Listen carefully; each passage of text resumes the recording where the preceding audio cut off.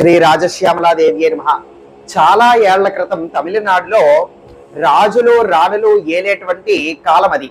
అయితే ఒకానొక సమయంలో ఒక మంత్రి పనిచేస్తూ ఉండేవారు. అనవసరంగా అతని మీద నేరం అనేటువంటిది మోపి ఉన్నారనమాట.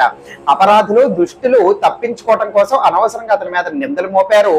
ఆ యొక్క నిందని ఈ యొక్క రాజు రాణి ఇద్దరు కూడా చక్కగా నమ్మేశారనమాట. అతన్ని కారాగారంలో బంధింపబడి ఉంచారు.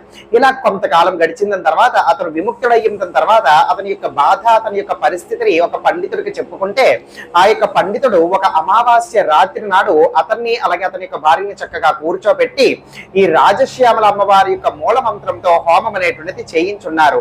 ఆ యొక్క అమ్మవారు చాలా సంతోషపడి ఆ అమ్మవారి యొక్క అనుగ్రహం వలన ఏం జరిగింది, నింద మోపినటువంటి యొక్క రాజా రాణి ఎవరైతే ఉన్నారో ఆ యొక్క రాణికి ఒక రాత్రి కలలో కనిపించారట. ఒక చక్కటి చిలుకు మీదన కూర్చొని ఒక చేతిలో వీణ పట్టుకున్నటువంటి అమ్మవారి దర్శనమిచ్చి అనవసరంగా నిందలు మోపి అమాయకుడిని మీరు బంధింపబడి ఉంచారు, మీరే దీనికి బాధ్యులు, ఖచ్చితంగా మీరు ఇప్పుడు వెంటనే ఆ యొక్క అపరాధుల్ని పట్టుకోవాలి, ఇతన్ని ఈ యొక్క అవమానాల నుంచి ఈ యొక్క నిందల నుంచి మీరే బయటికి తీసుకుని రావాలి, లేకపోతే మీ రాజ్యం అంతా నాశనం అయిపోతుంది అని చెప్పడం జరిగిందట. రాణి ఆమెకు వచ్చినటువంటి కళని రాజుగారికి కూడా వివరించింది.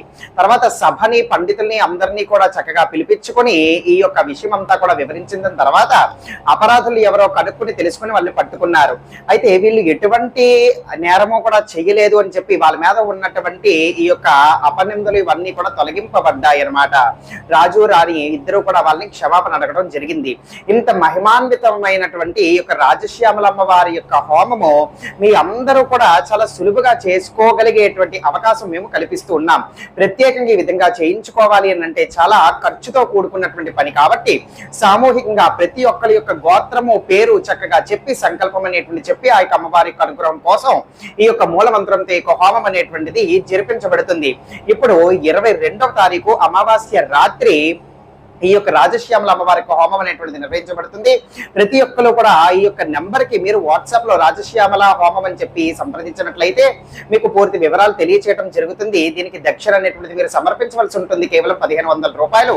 అందులోనే అమ్మవారికి హోమం చేసినటువంటి భస్మము, కుంకుమ, అలాగే అమ్మవారి యొక్క మంత్రంతో మంత్రించబడిన రక్ష మీ అందరికీ కూడా పంపించడం అనేటువంటిది జరుగుతుంది.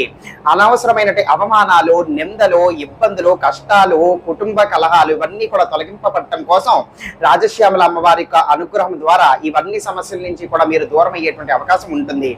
ఓం శ్రీమాత్రే నమః.